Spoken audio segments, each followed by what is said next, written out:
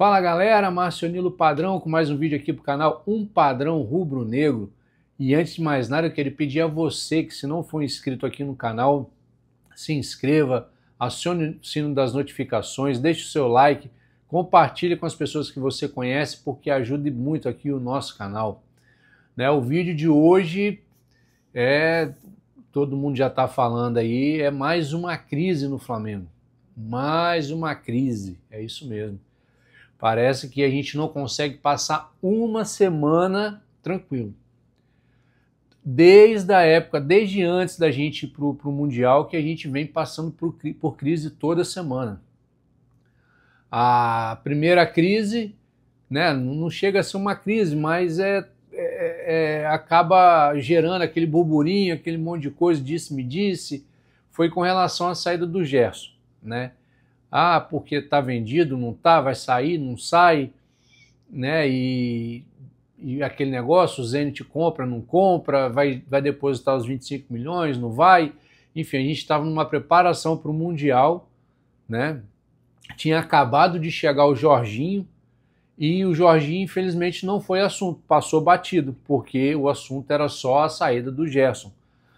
O pai dele, todo mundo já sabe, foi lá no podcast dele mesmo, falou um monte de coisa, enfim, e gerou toda aquela discussão. Passado essa do Gerson, beleza, teve o Mundial, o Flamengo ganhou lá do Chelsea, todo mundo empolgado, o Flamengo vai e perde pro Bayern de Munique por 4-2. E aí, como os outros times brasileiros passaram das oitavas, foram para as quartas e o Fluminense chegou até uma semifinal, gerou-se mais uma crise, mais um disse-me-disse, mais um burburinho, mais cobrança em cima do Flamengo, por causa de um resultado normal, mas acaba se criando um burburinho e uma crise até mais externa do que interna, mas acaba acontecendo, E aí fica naquela, porque, e agora? Porque o Fluminense passou, o Botafogo e Palmeiras tinham ido para as quartas de final, e aquele negócio todo, e os caras acabaram ganhando os jogos dele e a gente perdeu. E aí foi algo inaceitável, ninguém queria aceitar, e vai aquela crise. Passado, depois que o Fluminense voltou, aquela coisa toda, a gente começa a navegar de novo em águas tranquilas, e aí vem o bendito do print, que, segundo alguns, partiu lá do Boto, enfim, eu não posso dar certeza de nada, porque não foi comigo o vazamento. Então, supostamente veio do Boto, com relação ao Pedro, Então, aí gera mais uma crise, aquela coisa toda, e aí, beleza, aí nós vamos para o jogo. Aí tem o jogo, vai até o jogo contra o São Paulo, porque ficou nessa crise, era assunto todos os dias, mesmo essa questão do Pedro, é um ativo do clube, você não pode desvalorizar, enfim, toda aquela situação. Jogo contra o São Paulo, a gente joga contra o São Paulo, joga muito bem contra o São Paulo, E aí tem a entrevista coletiva do Felipe Luiz, expôs lá, falou do Pedro, enfim, eu acho que até um certo ponto eu acho correto, acho que não foi correto ele ter falado com relação a problemas dele com a diretoria, ele tinha que ter falado só da parte dele, mas enfim, gera-se mais uma crise, mais um burburinho. E aí passou a semana toda até chegar no jogo contra o Santos, Chegou lá no jogo contra o Santos, o Pedro não foi, ele não jogou, E aí a gente perde o jogo contra o Santos, torna-se mais uma crise, mais um burburinho, mais um disse-me-disse, E aí quem estava a favor do Felipe Luiz agora estava contra, quem era contra o Pedro ficou a favor do Pedro e por aí vai. E aí na semana seguinte o Pedro acaba sendo...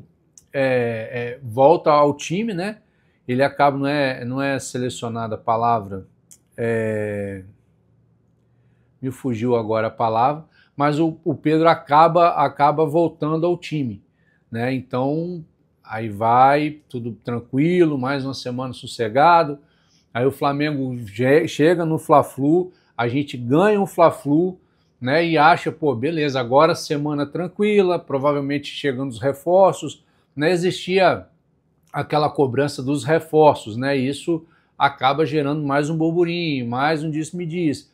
E aí esses reforços que nunca chegam, é a cobrança em cima da diretoria, cobrança em cima do Boto, todo mundo querendo os reforços, e diga-se de passagem, pedindo com razão, porque, né, o BAP dizia que os reforços tinham que chegar assim, na hora que a janela abrisse, né, porque essa era uma das críticas dele em cima da gestão passada. E aí, quando começa a semana, a gente começa a achar que vai ser uma semana tranquila, o Flamengo começa a negociar para a chegada do Saul e talvez do Carrascal, a venda do Wesley. E aí hoje estoura mais uma crise, né? Aí o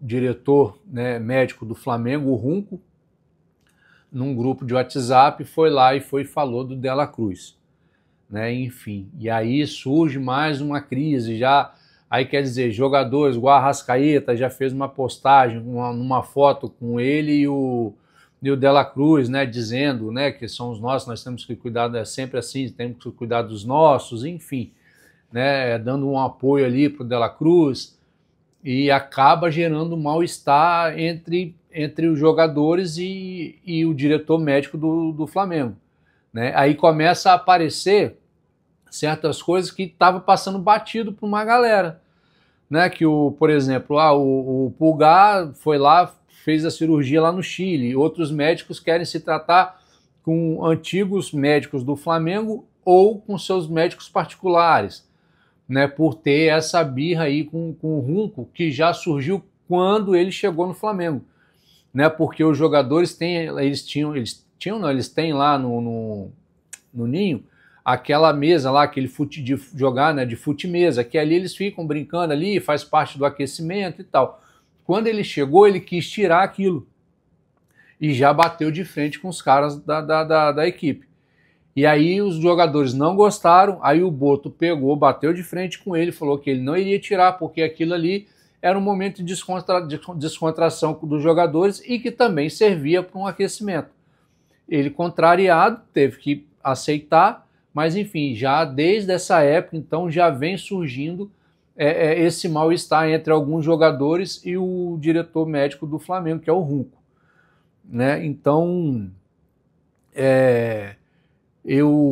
a gente entende que o médico, ele ali como é que se diz, é o confidencial entre médico e paciente, ele jamais poderia ter exposto isso para ninguém, mesmo que fosse uma conversa de WhatsApp. Eu acho que se ele tivesse que falar isso para alguém, ele deveria ter falado pessoalmente. Eu acho que ele não deveria falar, né? Mas já que ele falou, que ele falasse pessoalmente, não numa mensagem ali, num grupo de WhatsApp, ou seja, para quem quer que seja, aliás, para quem quer que seja, em WhatsApp, como é que você vai falar algo de um jogador, de um ativo de um clube no qual você trabalha, né? E expôs agora o jogador, isso já repercutiu inclusive na Argentina, porque já tem matéria dos jornais argentinos falando dessa situação, que o médico do Flamengo falou isso, né? Expôs o cara falando que ele tem a lesão nos 2 joelhos, que como que a diretoria antiga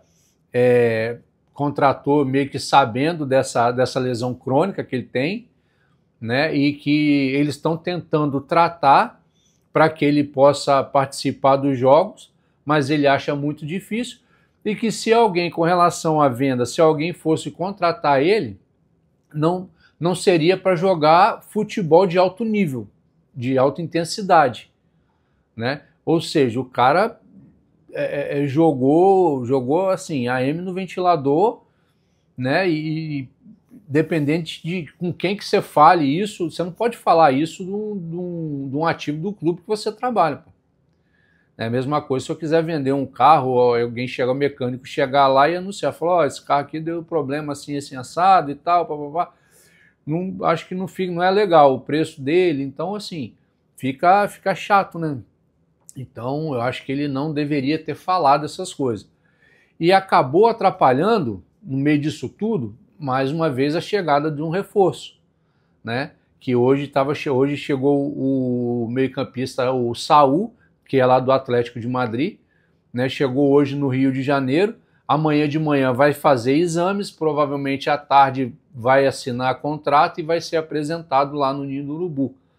Ou seja, ninguém está falando da chegada do cara, né? A gente esperou tanto, quem é flamenguista sabe, a gente esperou tanto por um reforço, né? A janela abriu lá no dia 10 e hoje é dia 21, ou seja, 11, quase 12 dias de espera, de ansiedade para quando chega o reforço. Mas acontece de um diretor médico do Flamengo pegar e soltar uma mensagem infeliz dessa e de gerar mais uma crise. Ou seja, os jogadores não confiam no diretor médico do Flamengo, tá um clima muito chato, um clima muito pesado ali dentro, né? Então, assim, aí muita gente já quer que ou o Runco peça demissão, ou o Runco seja demitido. A gente queria ver uma coletiva ou alguém da diretoria que viesse a público e esclarecesse as coisas e falasse, mas a gente sabe que isso não vai acontecer, não vai acontecer. Uma entrevista para Flamengo TV não é uma entrevista coletiva, não é uma entrevista, porque ali é tudo ensaiado. Vocês vão perguntar isso, eu vou falar sobre isso, vocês vão perguntar sobre isso, eu tenho que falar. Então, ou seja, né, são funcionários do clube entrevistando o presidente, né? Então, não é na Flamengo TV, tinha que vir dar uma entrevista, uma coletiva, as pessoas poderem perguntar e colocar tudo em pratos limpos. Fora isso, não tem, tipo, vai ficar esse disse-me-disse, esse burburinho e essa crise implantada, né? Então, como eu disse, infelizmente ninguém da diretoria vai chegar e falar numa coletiva, ou seja, quando o Felipe Luiz, depois do jogo, tiver a coletiva, alguns jornalistas vão querer perguntar e ele não vai responder. Essa é a verdade, né?